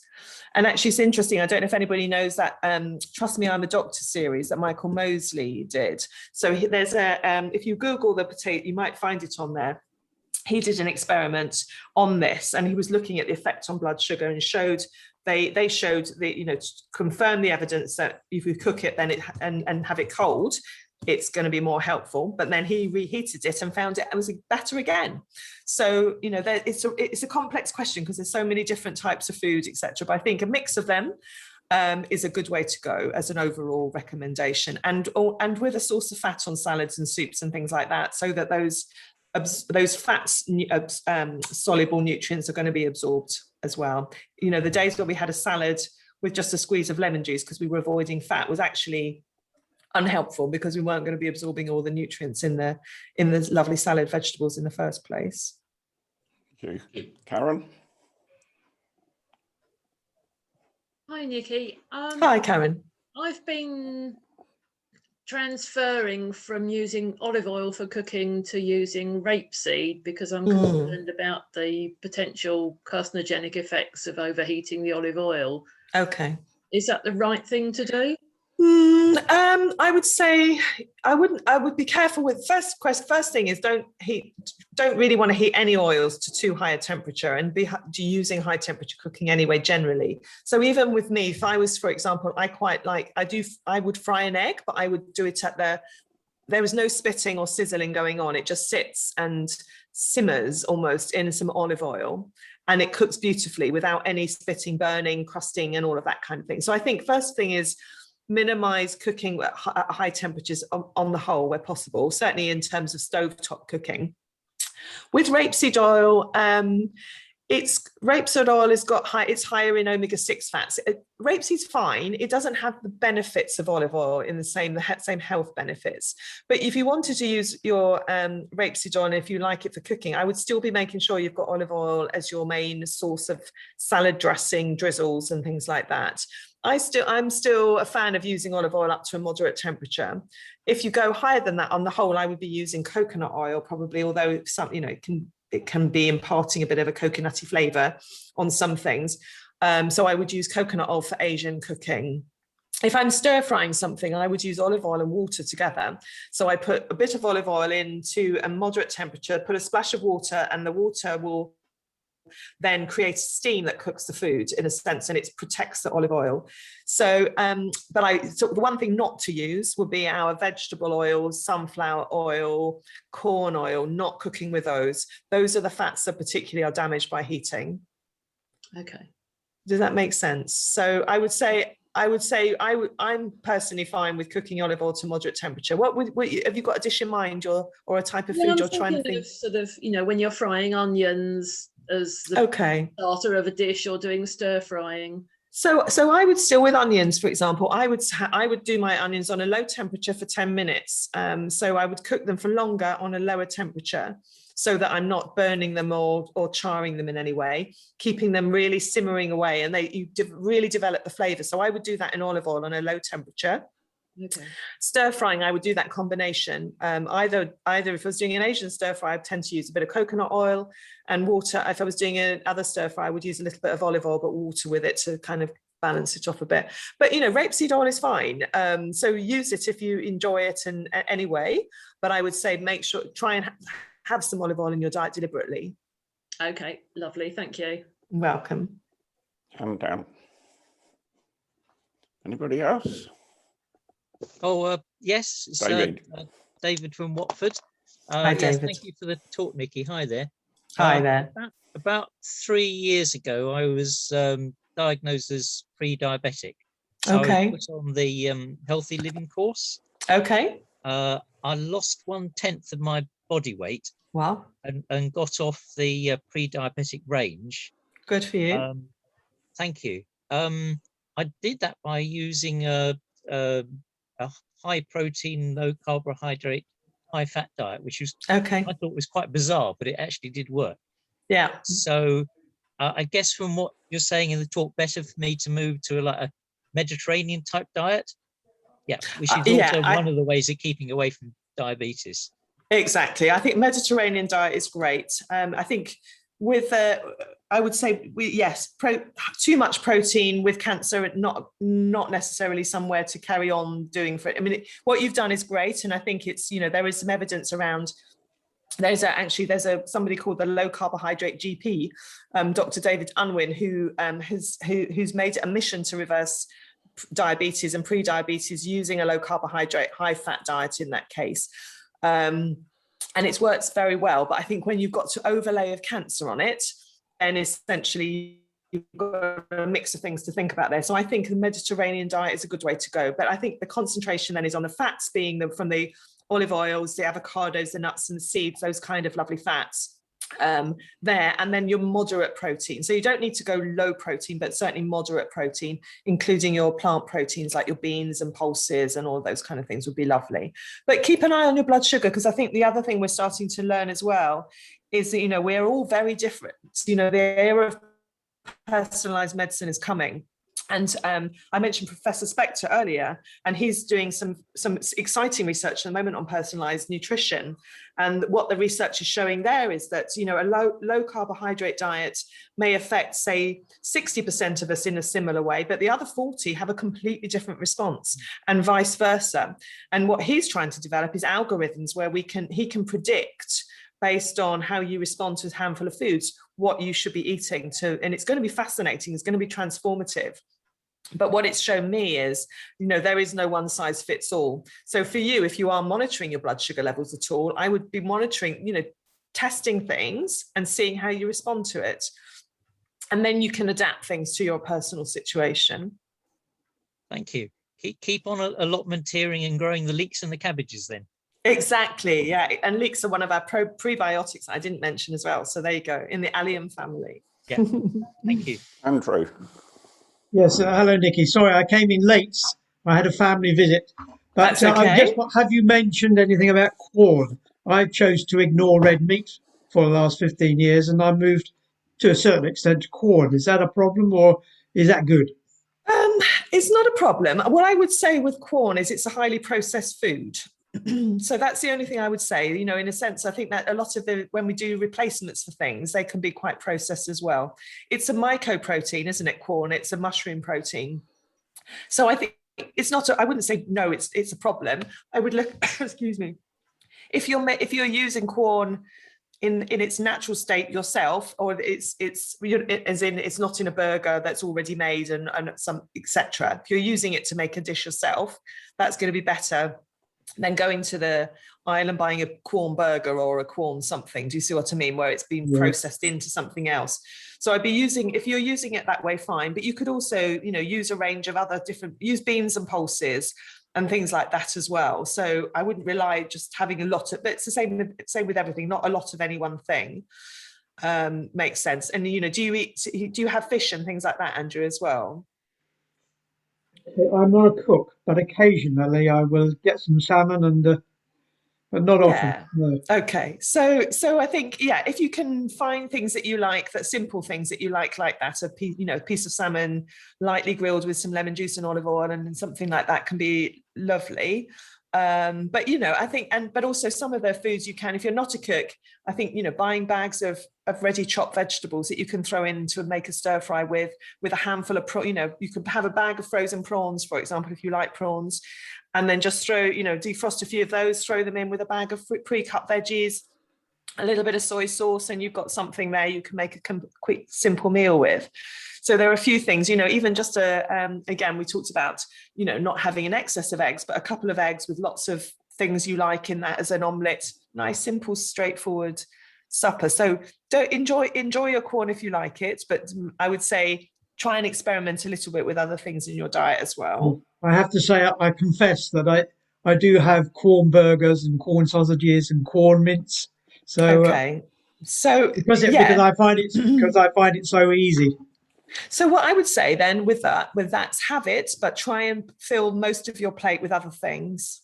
So I normally have about 4 steamed veggies with it. Okay, so that's great. So focus on the steamed veggies, increasing those, and that will balance off your corny bits anyway, even if there was a problem with it. So, but try for a bit of, if you try for a bit of variety, if you just say once a week, I'm going to try something a little bit different.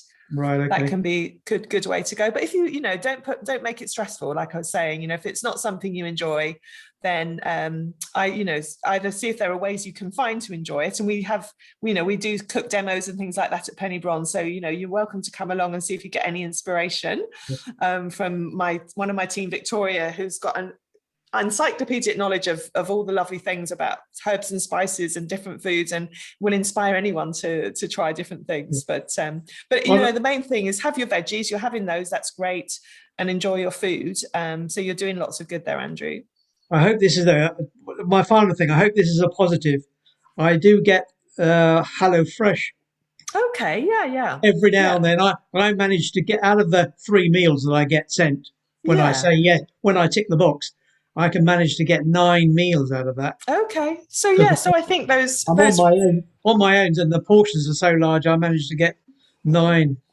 So fresh meal deliveries can be a good way to do that. You're getting all the fresh ingredients, aren't you? Making something, and likewise, if you do feel inspired to make something, make several portions. If you have a go and say, right, I'm going to try making something, then make several portions and put some in the freezer. That's and then you don't go through the pain of having to do it several times. That's right. Yeah. Okay. Thank you very much. If you've got nice friends, you can always say to them, well, if you fancy making something, then this is the kind of thing I quite like. So sometimes people are looking to help, aren't they, and be supportive, and actually asking them specifically, stating what you'd like and the sort of thing you'd enjoy can be helpful. Okay. Thank you very much. Thank you. You're welcome. Good. Are we all finished? I think we are. Great. Well, Nikki, thank you very, very much. It's been really, really good. You're very welcome. I'm glad to say that my chef does look after me very well. Great, good for you. given what you said. And I think there are over 40 of us here this afternoon, and it's hopefully going to have a really good impact on how they eat and enjoy the pleasure of eating in the future. Exactly, enjoy the pleasure of eating. That's really important. That's one of the important things for all of us. Agree. Instead of delving into all these special things that we should be doing, there's lots of good things we can all eat. Absolutely, Brian. Using all the fresh, which is brilliant. So, Brian, can I ask something about Nikki's thing? She said she was going to send.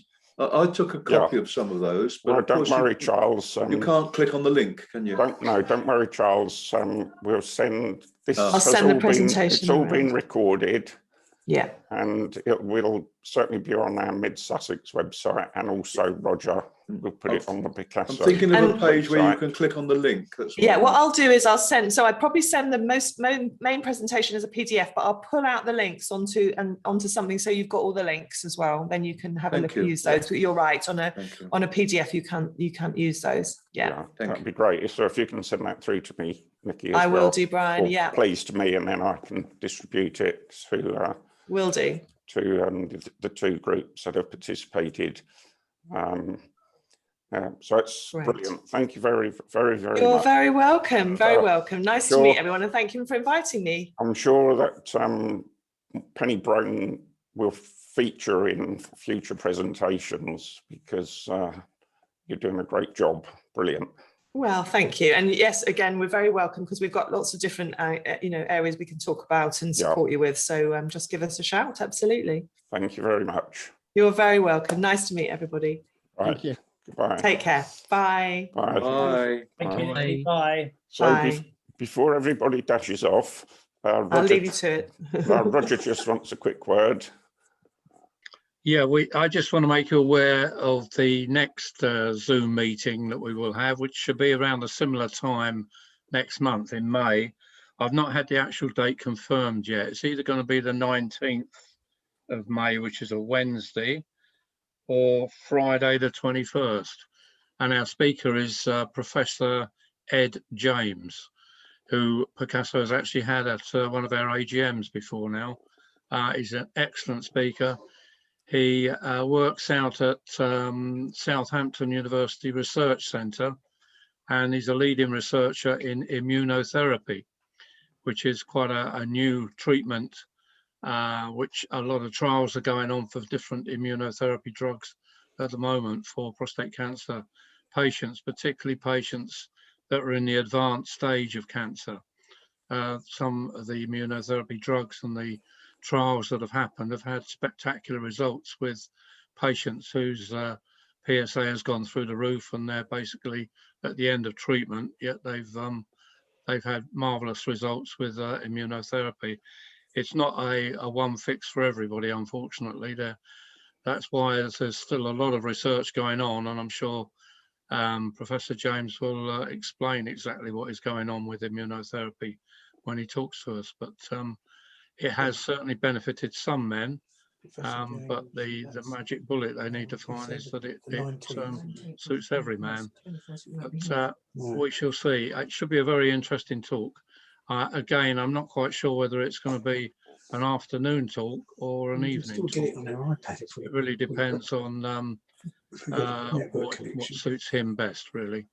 But that's what's lined up.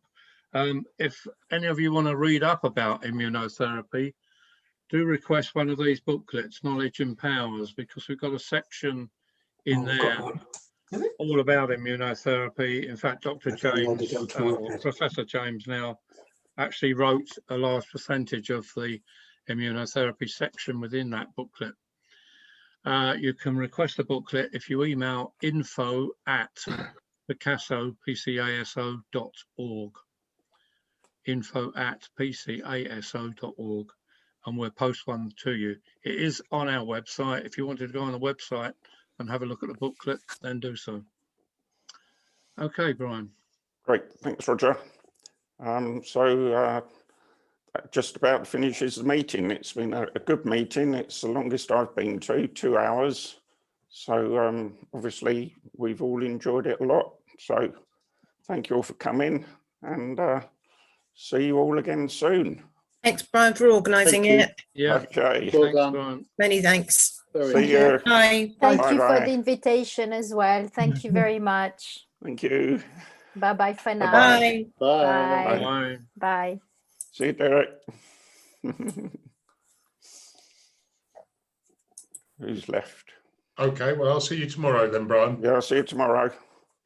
All right, all the best. Bye-bye. Cheers.